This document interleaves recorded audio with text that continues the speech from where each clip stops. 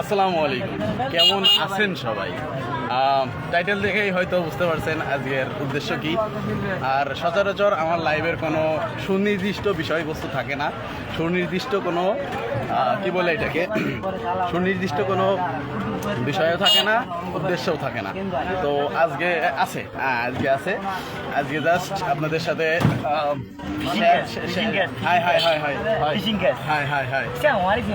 ভাই যেটা কইছে ওইটাই, মানে বাংলায় সুদা বাংলায় বলতে গেলে মাছ মারার অভিজ্ঞতা শেয়ার করব। মানে মাছ মারার অভিজ্ঞতা শেয়ার করতে পারবো না, কিন্তু মাছ মারতে যাচ্ছি এতটুকু মোটামুটি শেয়ার করবো। হ্যাঁ ভাই, ভাই কিন্তু উগান্ডা থেকে আসছে।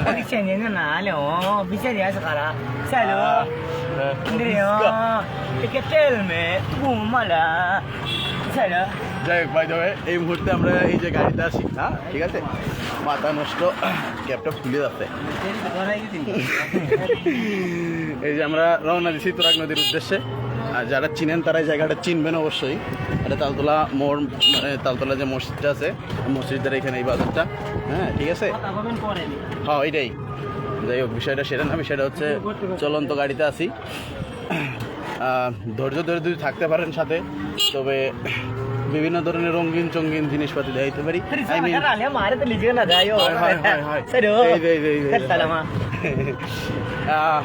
শহর থেকে একটু দূরে নিরিবিলি পরিবেশে ঢুকে পড়ছি।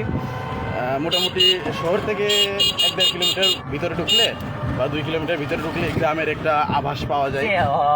আর সবাই যে গ্রামের মতো ব্রিজে বসে আড্ডা দিচ্ছে, ঠিক আছে, নিরিবিলি পরিবেশ, এখানে কোনো কোলাহল নাই, কোনো মানে গাড়ির খুব একটা বড় গাড়ির আওয়াজ নাই, নিরিবিলি পরিবেশ, দুই দিকে ধানের ক্ষেত, হ্যাঁ, চারপাশে মনে করেন যে বিল্ডিং খুবই কম, নাই বললেই চলে, এই আর কি বিষয়।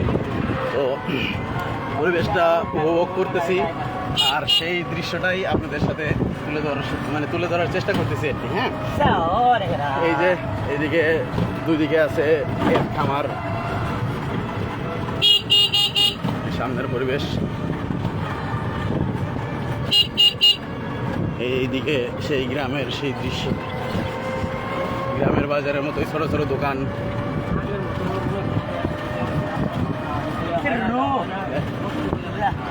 এই যে সেই চিরচেনা সবুজ মাঠ, দুই দিকে গোধূলি লগ্নের এই আবহাওয়াটা মানে খুব জাঁকজমক আর কি।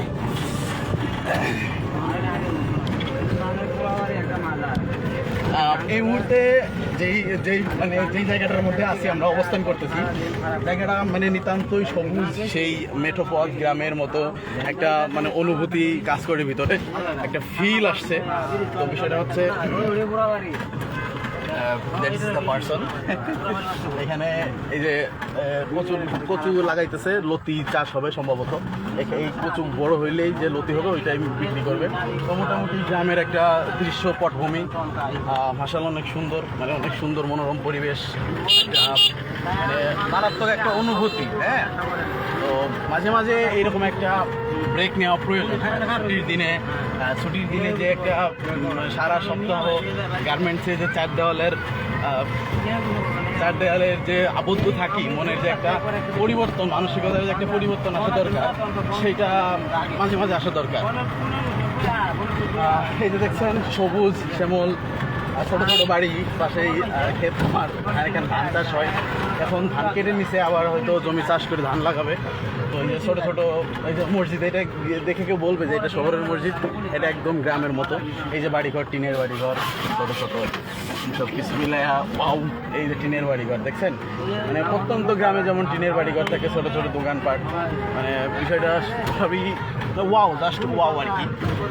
চলন্ত গাড়িতে আছি তো, মানে সুন্দরভাবে আমি যতটুকু, এই যে দেখছেন বড় একটা দিঘি, এখানে মাছ চাষ করা হয়, গোধূলি লগ্নের জিনিসটা অনেক ওয়াও লাগতেছে আর কি, ঠিক আছে। তো বিষয়টা হচ্ছে উপভোগ করতে থাকেন, সাথে থাকেন।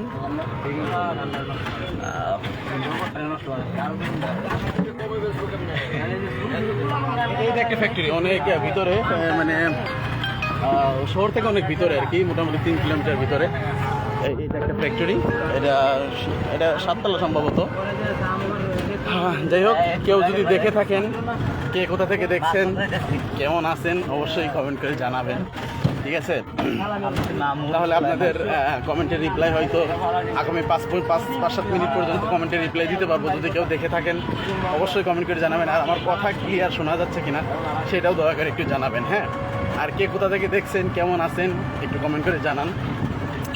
হয়তো সর্বোচ্চ আগামী 5-7 মিনিট আপনাদের সাথে কথা বলতে পারবো আর কমেন্টে রিপ্লাই দিতে পারবো। হ্যাঁ, পরে নদীতে চলে আসবো, তখন মাছ মারতে ব্যস্ত হয়ে পড়বো আর কি। এই যে দেখেন ধানের যেমন চারা দেয়, এই যে ধানের চারা যেমন বীজ চারা বানানোর জন্য যেমন বীজ ছিটাই, ওই যে এটা খেলার মাঠ। এখানে আগে মাসকালাই ডাউল চাষ করতো, এখন আর চাষ করে না, খেলার মাঠের মতোই আছে। এই যে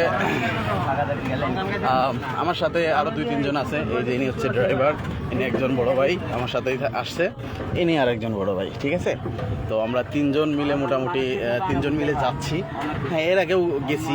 হ্যাঁ, আপনাদের মনে হইতে পারে যে আসলে শহরে থেকে মাছ মারতে যাওয়াটা, আসলে এটা বিষয়টা ক্লিয়ার করি। হ্যাঁ, মাছ মারার একটা মানে শখ, মাছ মারা একটা শখ, যেটার মানে সাথেও তুলনা করলে হবে না। কারণ আমরা 3 জন যে আসছি, মোটামুটি 400 টাকা খরচ হবেই, আসা যাওয়া গাড়ি ভাড়া আদারওয়াইজ টুকিটাকি খরচ দিয়ে 400 টাকা খরচ হবেই।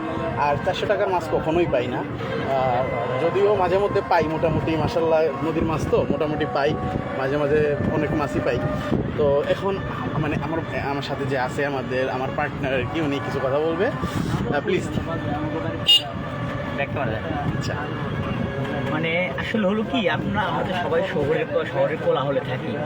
আমাদের একটা দিন আমরা আমাদের মধ্যে থাকি, তো মাইন্ডটাকে ফ্রেশ করার জন্য হ্যাঁ দূরে হয়তো বা কাছে যে কোনো ভালো একটা নিরিবিলি পরিবেশে যাওয়াটা আমাদের উচিত। কারণ আমরা যে দীর্ঘ 6টা দিন, হ্যাঁ 6টা দিনে অনেক আমরা পরিশ্রম করি, কিন্তু আমাদের মাইন্ডটা অনেক ব্লোড হয়ে যায়। তো এই মাইন্ডটা ফ্রেশ করার জন্য কাছে কিংবা দূরে হোক, যেখানেই যান আপনারা, মাইন্ডটা ফ্রেশ করার জন্য নিরিবিলি কোথাও যেতে হয়। তাই আমরা 3 বন্ধু মিলে মাঝে মাঝে যাই। যেমন চলে যাচ্ছি মাছ ধরতে, মাছ ধরতে বললো সোহাইম আমাদের বললো যে আসলে মাছ ধরতে আমাদের আপ ডাউন যে আমাদের ফেরি খরচটা হবে, সেই খরচটা কিন্তু অনেক, 4 থেকে 500 টাকা যাবে আমাদের। বাট আমরা মাছ কিন্তু ততটা পাবো না, হয়তো মাছ বাজারে কিনতে গেলে 20-25-50-100 টাকা মাছ তো এরকমটা পেতেও পারি, নাও পেতে পারি। বাট আমাদের উদ্দেশ্যটা হলো আমাদের মাইন্ডটা ফ্রেশ করতে হবে। আমরা বলি, সবাইকে বলতেছি, আমি একান্তভাবে আমি নিজেভাবে বলছি, সবাই 7 দিন যে আমরা 6 দিন আমরা ডিউটি ফ্রি। হ্যাঁ, আমরা অনেক কাজ করি, কেউ সাউন্ড পলিউশনে থাকি, কেউ মেন্টাল প্রেশারে থাকি, হ্যাঁ হোয়াট এভার। বাট একটা দিন সময় করে আমরা শুক্র বন্ধ পাই। হ্যাঁ, বিকেলবেলা বের হইলে হ্যাঁ আমাদের মনোরম গ্রামের দৃশ্য, যেমন আমরা যারা ঢাকা শহরে থাকি, মেন শহরে থাকি, তার গ্রামের ফিল্ডে পাই না। তো আমরা চেষ্টা করবেন যে ঢাকা শহরে থাকলে যে গ্রামের ফিল্ড পাওয়া যাবে না এমন না। আপনি ঢাকায় থাকেন, আপনি যান, ঢাকার বাইরে যান, দিয়াবাড়িতে যান, আর একটু ভিতরে যান, তাহলে অনেক গ্রামের ফিল্ড পাবেন। তো এরকম গ্রামের ফিল্ডে যান, তাহলে আপনি যে ঢাকা শহরে আসেন, হ্যাঁ কি এত সাউন্ড পলিউশনের ভিতরে আছেন, এত শব্দের ভিতরে আছেন, আপনি বুঝতে পারবেন না। আপনি একটা দিন যান, 2-4-5 ঘন্টা কেটে আসেন, দেখবেন মাইন্ডটা অনেক ফ্রেশ হয়ে যাবে। পরদিন শনিবারে যখন আপনি আবার ডিউটিতে যাবেন বা রোববারে যখন ডিউটিতে যাবেন, মাইন্ডটা অনেক ফ্রেশ হবে। তাহলে মনে হবে যে না, আমি বাড়ির থেকে চলে আসলাম, মনে আমার গ্রামের বাড়িতে গেছিলাম, এমনটা হতে পারে। তাই আমি সবাইকে আবারও বলতে চাই যে একটা দিন বা 2-4-5 ঘন্টা বের করে হ্যাঁ ভাই যান, ঘুরতে যান ভাই, এখন সময় আছে ঘোরার মতো। হ্যাঁ, এমন সময় আসবে, বয়স হয়ে যাবে, টাকা থাকবে, ঘুরতে পারবেন না, তখন অনেক আফসোস হবে যে না, আমার যখন সময় ছিল আমি ঘুরবো ফিরবো, হ্যাঁ বন্ধুদের সাথে আড্ডা দিব। হ্যাঁ, কিন্তু সেই সময় আপনি আড্ডাটা দেন নাই। যখন আমার টাকা হবে, হ্যাঁ তখন আপনার বয়স বেশি হয়ে যায়, তখন আপনার ইচ্ছা হবে যে না আমি একটু ঘুরতে যাবো। তখনকার এই যে বন্ধুগুলা, এই যে ফ্রেন্ডগুলো, যে এখন আজকে যে আমরা 3 জন যাচ্ছি, হয়তো বয়স হলে এই 3 জন আমরা নাও পেতে পারি, বিভিন্ন জনে থাকতে পারে। তখন কী হবে, আমার ইচ্ছা থাকলেও সেটা আমরা বাস্তবায়ন করতে পারবো না। অসংখ্য ধন্যবাদ ভাইকে। ভাই অনেক সুন্দর সুন্দর কিছু কথা বলছে। অনেক কথার ভিতর ধরে রাখার মতো 2-একটা কথা আছে। মানে স্যাটিসফ্যাকশন হওয়ার জন্য খুব বেশি কথা লাগে না, ঠিক আছে? স্যাটিসফ্যাকশন হওয়ার জন্য জাস্ট একটা কথাই যথেষ্ট। এতগুলো কথার ভিতর আমার যতটুকু মনে হয়েছে ভাই যেটা বোঝাতে চাইছে সেটা হচ্ছে, হয়তো একসময় টাকা হবে কিন্তু আপনার হাঁটুতে জোর থাকবে না, ঘোরার মতো ঘুরতে ইচ্ছা করবে কিন্তু হাঁটুতে জোর থাকবে না। তাই টাকা কম থাকতে থাকতে ঘুরে দেশটা মানে আপনার কাছে কিনারে অজানাই যে জায়গাগুলো আছে মানে ঘুরে নেওয়া, মানে বয়স থাকতে ঘোরাটা উত্তম। কেননা বয়স বাড়লে হয়তো আপনার এখন টাকা নেই, ঘুরতে পারতেছেন না, আপনি চাইলে অ্যারেঞ্জ করতে পারবেন, ঘোরার মতো টাইম বের করতে পারবেন। কিন্তু যখন আপনার টাকা হবে, বয়স হবে, যখন টাকা হবে, তখন আপনার চাইলেও ঘুরতে যেতে পারবেন না। হয়তো আপনার হাঁটুতে জোর থাকবে না ঘোরার জন্য, মন মানসিকতা থাকলেও, ইচ্ছা থাকলেও, হাঁটুতে জোর থাকলেও আপনি সঙ্গী পাইবেন না। আর ঘুরতে গেলে কখনোই একা ঘুরে মজা নেওয়া যায় না, মজা পাওয়াও যায় না।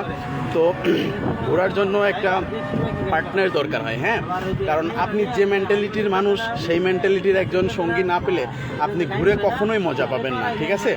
তো মানে এই হচ্ছে বিষয়টা। আর আমরা যারা মানে শহরমুখী আছি, যারা বিভিন্ন ধরনের ব্যবসা বাণিজ্য করি, কাজকর্ম করি, ভাই যে বললো যে মানে শুক্রবারের একটা দিন বা যে কোনো ছুটির দিন, যে কোনো অফ ডেতে একটু সময় বের করে, 1 ঘন্টা হোক, 2 ঘন্টা হোক, 5 ঘন্টা হোক, সময় বের করে আলাদা একটা পরিবেশে, মানে 6 দিন যে এক পরিবেশে আমরা থাকি, এক পরিবেশে আমরা চলি, ঠিক ভিন্ন পরিবেশের একটা ভিন্ন স্বাদ নেওয়ার জন্য হইলেও ঘুরতে যাওয়াটা দরকার, হ্যাঁ। মানে পরিবেশ পরিবর্তন করা দরকার, আবহাওয়া, ওয়েদার পরিবর্তন করা দরকার। সেটা হয় কি মেন্টালিটি ঠিক থাকে, মানসিক যে স্ট্রেসটা থাকে এটা কমে আসে, ঠিক আছে?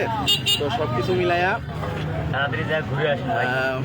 সময় থাকতে, টাকা কম থাকতে, গরিব থাকতে ঘুরে আসেন, ঠিক আছে? ঘুরেন, মন ভরে ঘুরেন, যাতে মানে যখন বয়স বাড়বে তখন আফসোস না হয়, ঠিক আছে? যে যখন কর্ম করছিলাম, উপার্জন করছিলাম, তখন ঘুরতে পারি নাই, এই আফসোসটা যাতে না হয়। গরিব থাকতে ঘুরে আসেন ভাই, হাঁটুতে জোর থাকতে ঘুরে আসেন, ঠিক আছে? কারণ টাকা হইলে আপনার হাঁটুতে জোর নাও থাকতে পারে, হ্যাঁ। এই কথা বারবার বলার কারণ একটাই, যেন পরবর্তীতে আফসোস না হয়, ঠিক আছে? আমার একটা সময় প্রচুর আফসোস হইতো বিভিন্ন বিষয় নিয়ে। আলহামদুলিল্লাহ উপরল্লাহ খুব সামর্থ্য দেয় নাই, তবে ঘোরার মতো একটা সামর্থ্য দিয়েছে আলহামদুলিল্লাহ। আমি মানে চাইলে বলতে কি সময় পাইলে চেষ্টা করি একটু মেন্টালিটি ফ্রেশ করার জন্য, বা মানে পরিবেশটা পরিবর্তন করার জন্য, একটা ভিন্ন স্বাদ নেওয়ার জন্য চেষ্টা করি, ঠিক আছে? তো আপনারা যারা এতক্ষণ ধরে আমাকে দেখছেন, আমাকে শুনছেন, অসংখ্য ধন্যবাদ আপনাদেরকে, মানে আপনাদের মূল্যবান সময় ব্যয় করে আমাকে দেখার জন্য, আমাকে শোনার জন্য।